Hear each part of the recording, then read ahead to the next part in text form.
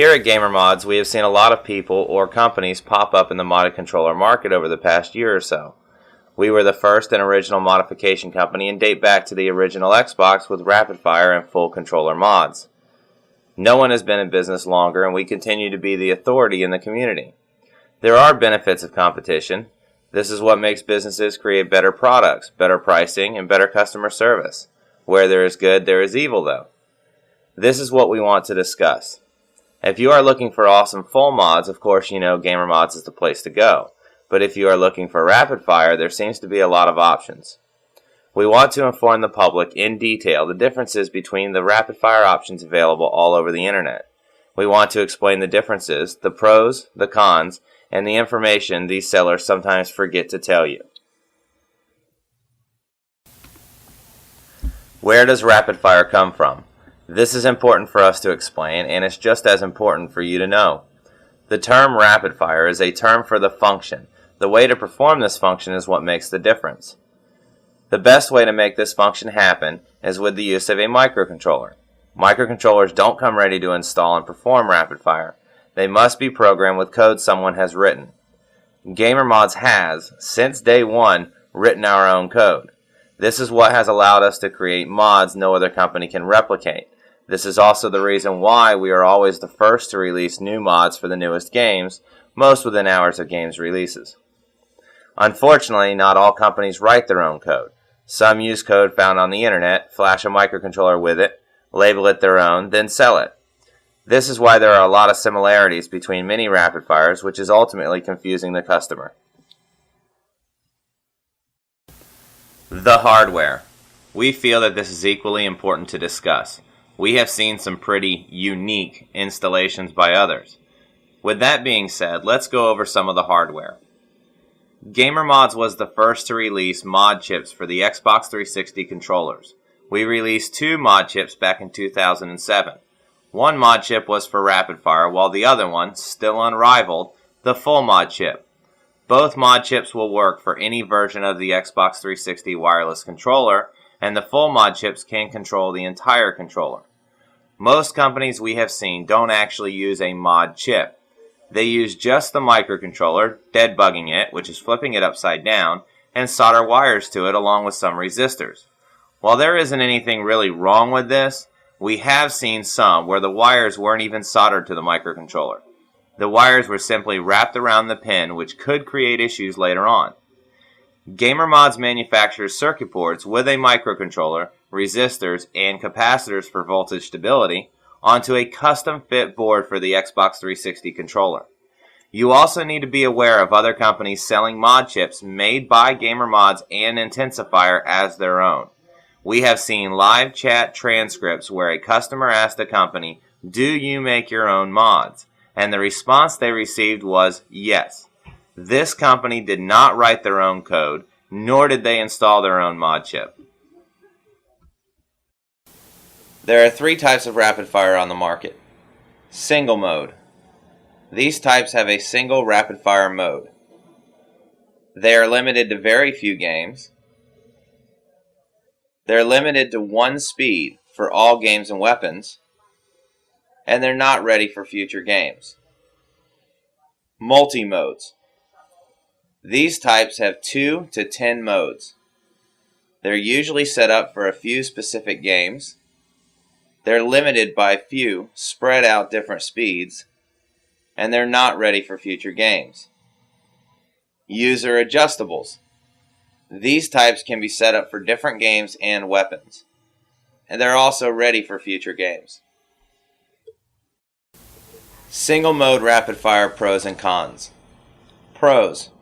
They're usually fairly cheap. They're good if you only play 1 game.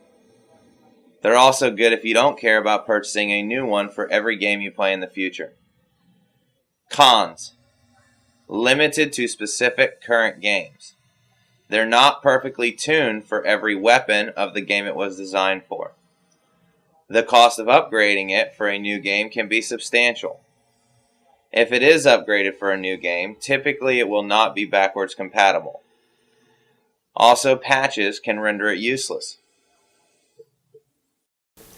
Multi-mode rapid fire pros and cons. Pros: usually a decent price. The modes may work for a variety of current games. Cons: they're limited to specific current games. They're not perfectly tuned for every weapon of the games it was designed for. The cost of upgrading it for a new game can be substantial, and patches can render it useless. User adjustable rapid fire pros and cons. Pros: works for any game that rapid fire can be useful in. You can set the speed that best fits the game or weapon. Upgrades are never needed. Patches are not a concern. Cons: slightly more complicated to use. Which adjustable is right for me? We will now explain the difference between the different types of adjustable rapid fire. There are two types of adjustables. Others. They have one programmable mode. They can be complicated to program. Programming the speed is not in straightforward settings.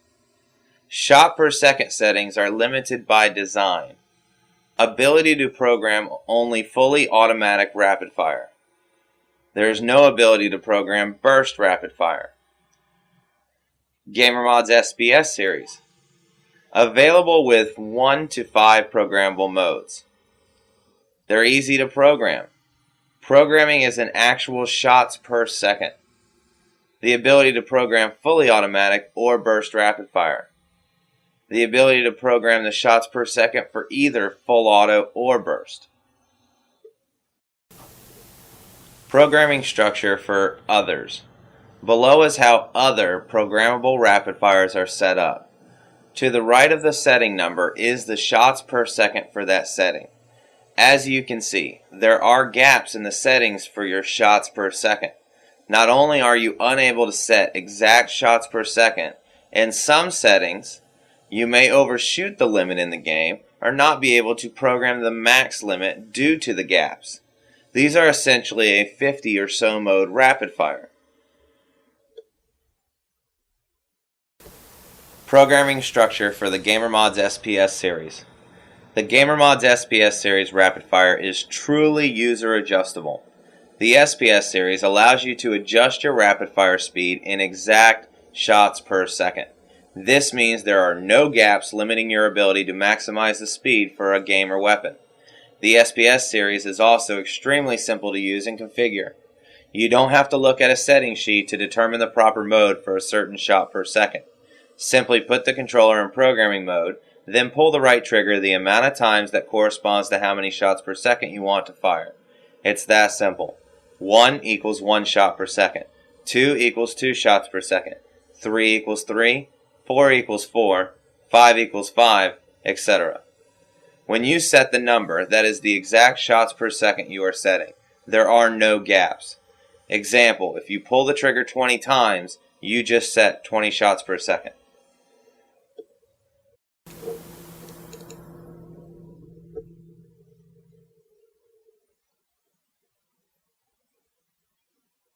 We know there are a lot of rapid fires on the market, and it's hard to figure out which rapid fire will best suit your needs.